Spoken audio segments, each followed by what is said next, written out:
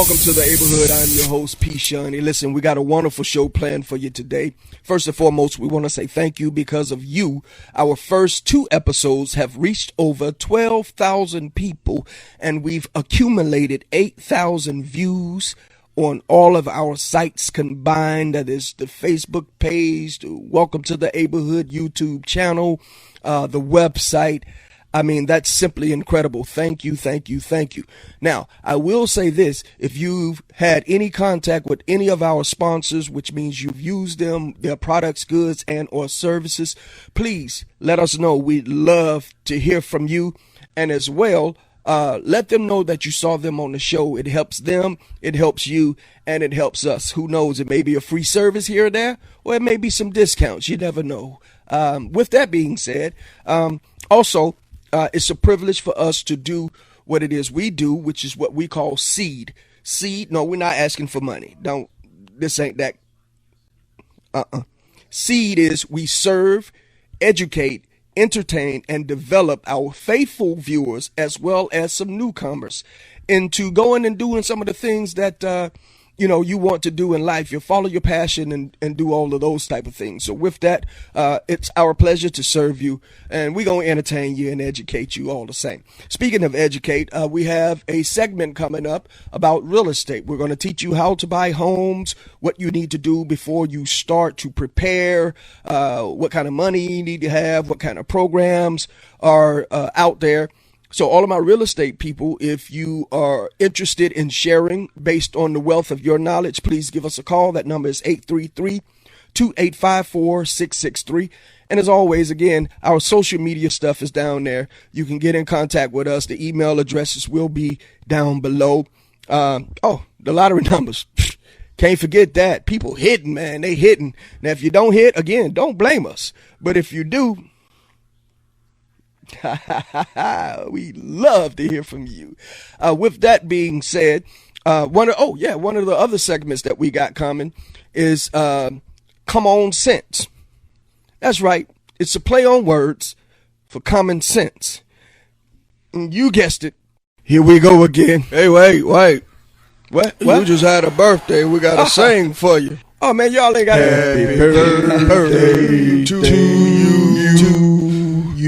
All right, you can go your commercial now. Welcome back. This is Sean. What's up, man? Oh, what's up, man? What's happening with you? What up, dude?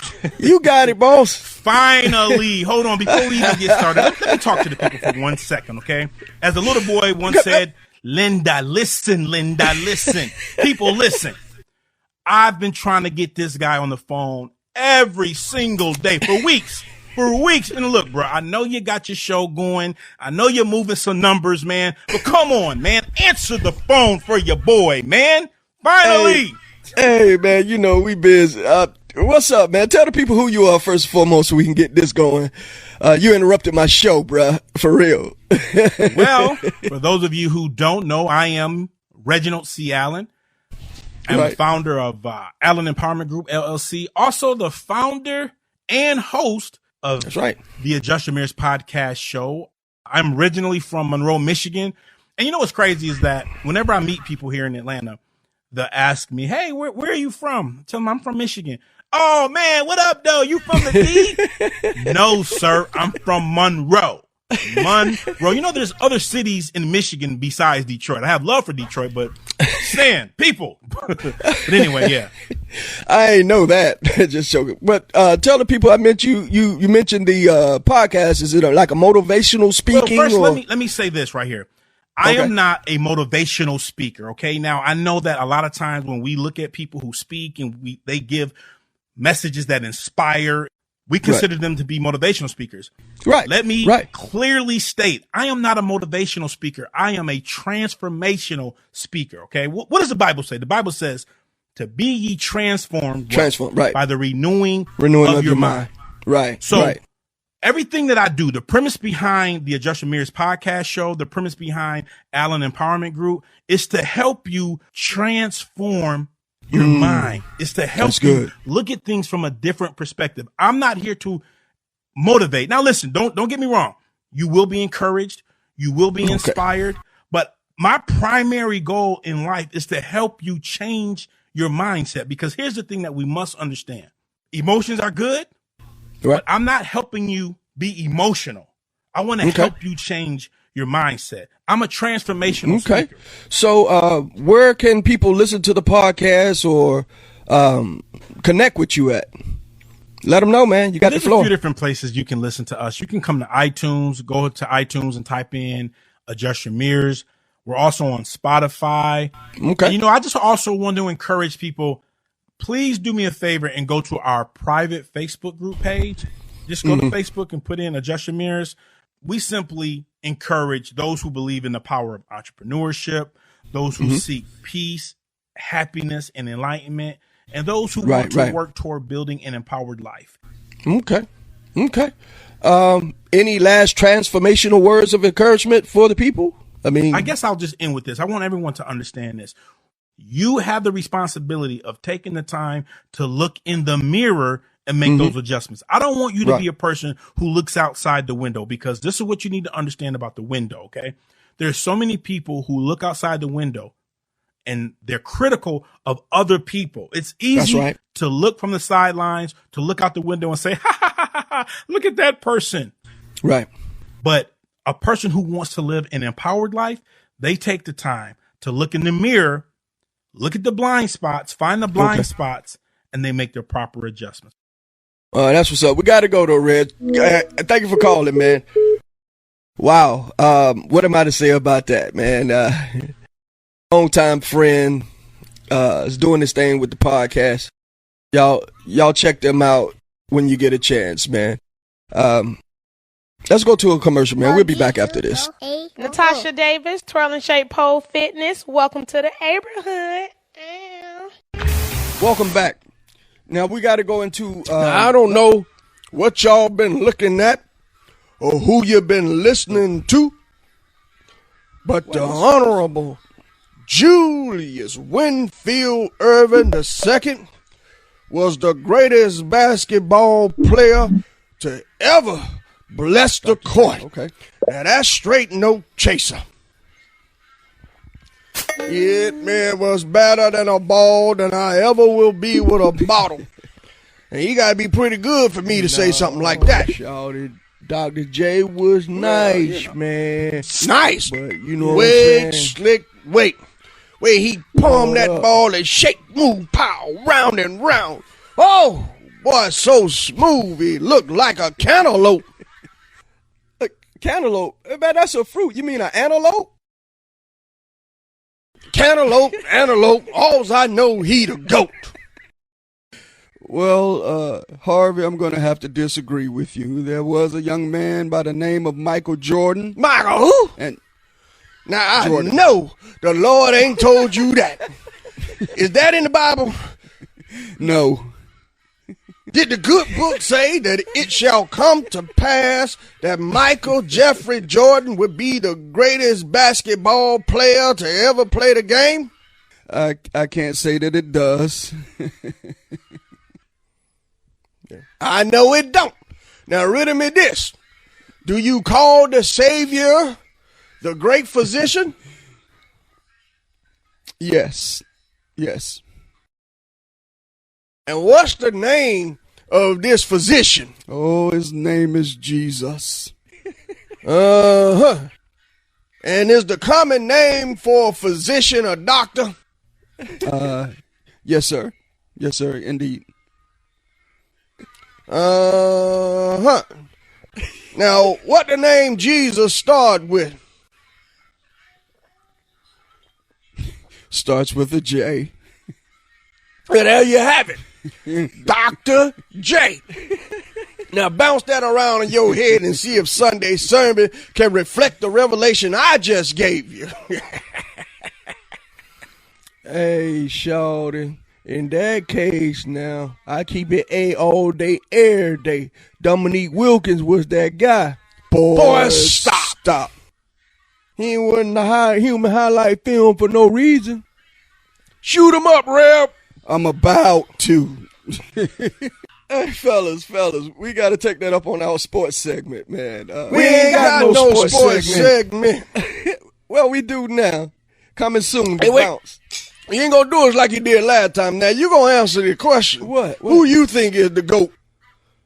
Yeah, Sean. Oh man, there's so many to name, man. That's a loaded question. You got Wilt, you got Isaiah, you got Magic, Iverson, Kobe. You got Larry Bird. P-Sean. Hey, P-Sean. What? Now, how come you always have a difficult time answering questions like this? Give it to us straight, no chaser. I'm going to have to keep it biblical and go with the king, LeBron James. Didn't they just get swept?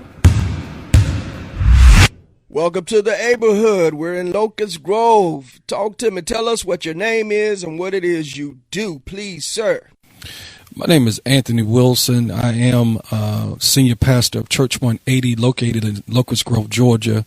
But I'm also the published author of a new book called The Eve Effect. It's been out for a few years, and it's a love and relationships book primarily for women about men. Wait, you're not giving away secrets, are you?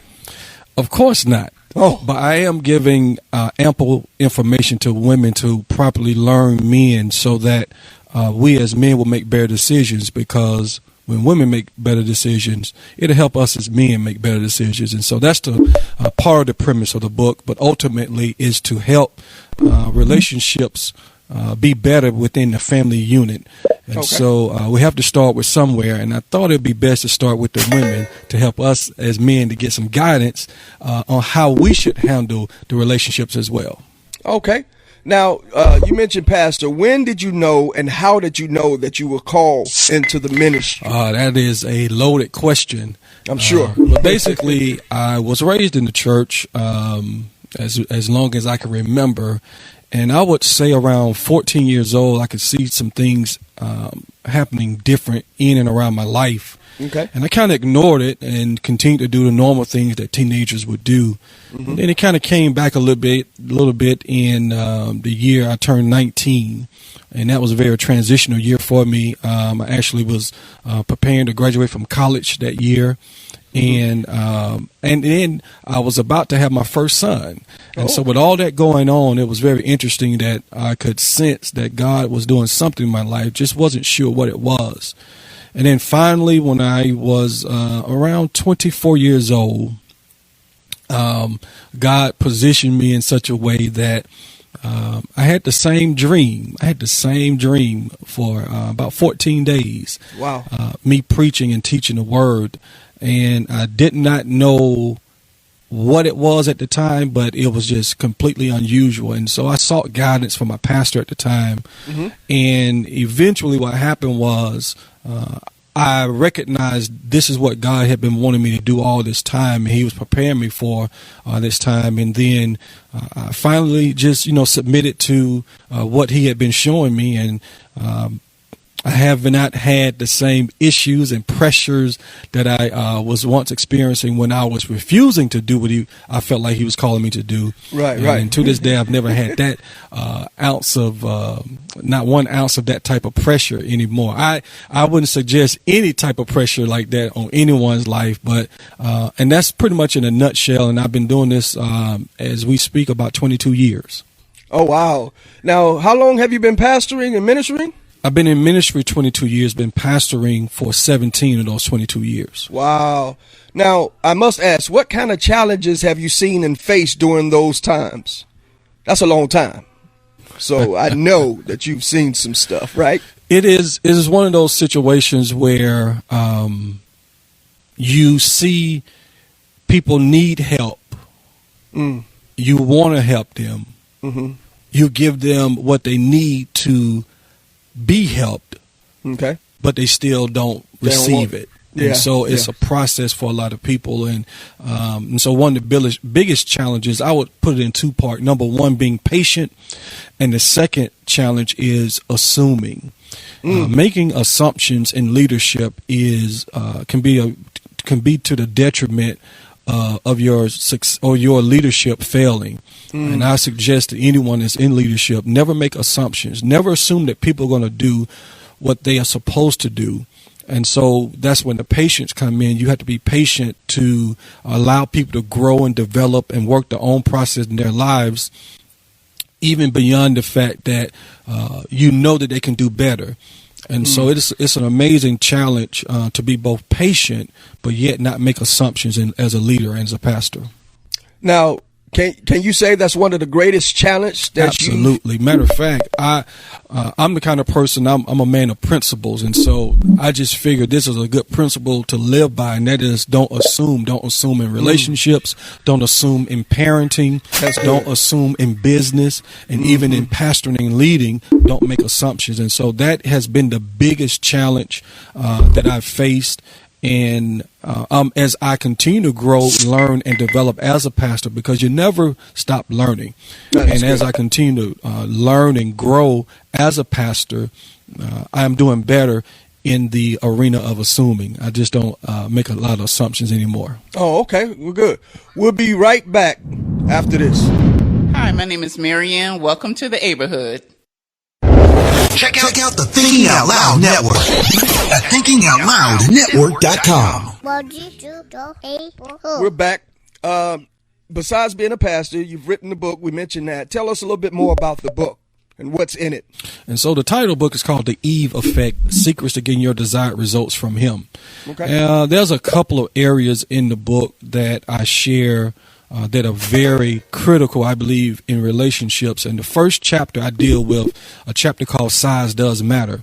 And, of course, it's a play on words. And so it kind of draws you in because you're thinking it's one thing, but it's actually another. And I talk about the male ego and how critical it is for women to understand how the male ego works. And if you properly handle a man's ego, it will probably help you to have a lasting relationship with him. But conversely, if you damage or break a man's ego, there's some critical things that women need to learn what that does to men, and how things will probably go from that point forward. And so that is, for me, I think one of the most important chapters in the book. And the feedback I've gotten from women in that particular chapter is that it brought a lot of closure to them, because they never understood why the men in their lives end up doing some of the things that they did. And they understood that possibly that they may have done some things to damage that man's ego. Because one of the key things I tell women, when you damage a man's ego, mentally, emotionally, most of the time he's going to check out the relationship. And so with that being said, it opened up a lot of aspects that women could relate to in their own personal relationships with men. And so I feel that that's a critical place to start when you're dealing with men in relationships. But then another part, I would think, and it's a really good book, and not to brag so much, but it's a really good book. But I would say, because that's the first chapter, and then the last chapter, where I talk about the secret weapon. And so a lot of times I'm always asked, am I giving out the secrets and things of that nature? Well, I feel it's important that I don't have to put down men to empower women. And at the same token, I don't have to put down women to uplift men. But truth is truth, whether you like it or not. And so in that particular chapter, I talk about the secret weapon. And I talk about women having a male mentor in their lives. Ideally, it should be a father or a big brother or uncle, but some male role model or some male mentor in her life to help her to understand the dynamics of how men think. Because I always tell women, if you want to know something about a man, you don't go to a woman. You go to another man, or you go to a man. And like I said, ideally it should be a father, but in many cases, fathers are not there. And that's a whole nother story we could talk about, how important it is for fathers to be in their daughters' lives, and even in their sons' lives. But in that particular chapter, I talk about that you'll get a better understanding when situations come into your relationship, that if you get some male feedback, it'll probably help you get to a place where you can be better in your relationships. And so out of that, even myself as my own personal brand, I'm known as the relationship mentor. And so I mentor a lot of women in the area of relationships. Okay. And depending if they're married, there's a certain way I go about it, or even if they're single, there's a certain way I go about it, because I don't ever want men to feel disrespected because their significant other or their mate is getting advice from a man. Right. And so with that being said, and I'm also, I didn't state this earlier, but I'm also writing my second book. Okay. Called The Adam Effect, and this book is for men, and it is a big brother, little brother. It's like a big brother speaking to a little brother, giving him advice about love, relationships, and manhood as well. Okay. And so those two chapters, the first chapter, Size Does Matter, talking about the male ego, and then the last chapter, The Secret Weapon. So every woman's secret weapon is have a male mentor, because women who have great male influence in their lives often do better in relationships with men. That's good. Because they kind of know all the tricks of the trade. They know how men kind of operate because they're brothers. They have some women I know have nothing but brothers, and so that dynamic has always been a positive piece in a lot of women's lives. Okay. Now, where can people find the book? And of course, you can go on Amazon.com and purchase the book. You can go to Barnes & Noble online and purchase the book. If you're in the Atlanta area, my book is also in the Nubian bookstore near the South Lake Morrow area. Okay. They're in several churches, so you can just kind of go to your church library and see if they have it. Or you can reach out to me at eveeffectbook@gmail.com. Okay. eveeffectbook@gmail.com. Okay. You can reach me on all social media platforms, the Eve Effect or the Relationship Mentor, and I can get you a signed copy to you. The cost is only $20. Oh, wow. Good. Now, any final encouraging words for our viewers and those who may be listening? Yeah, sure. One of the things I always like to share with people, and I give it to you in twofold. The first one is make sure you have balance in your life. That's good. Not only should you be a person that feeds your spirit, but I feel that on an intellectual plane that you continue to grow and develop, continue to read, always do some things each and every day to better who you are and where it is you want to go. Right. And so I do a lot of reading, and I figure I would rather follow the examples of people in the place where I desire to be, right, and do some of the same habits that they do, right, to be successful. But the other piece is this, and this is very critical more than anything, and that is find your God-given purpose in life.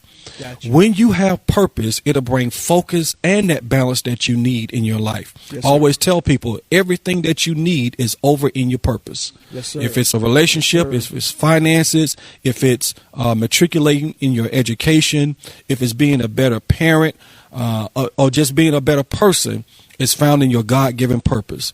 And at the end of the day, when you're in your God-given purpose, you won't be easily distracted by those things that is causing other people to fail and be stagnant in their life and growth. And so bring balance in your life by knowing what your God-given purpose is. That's good.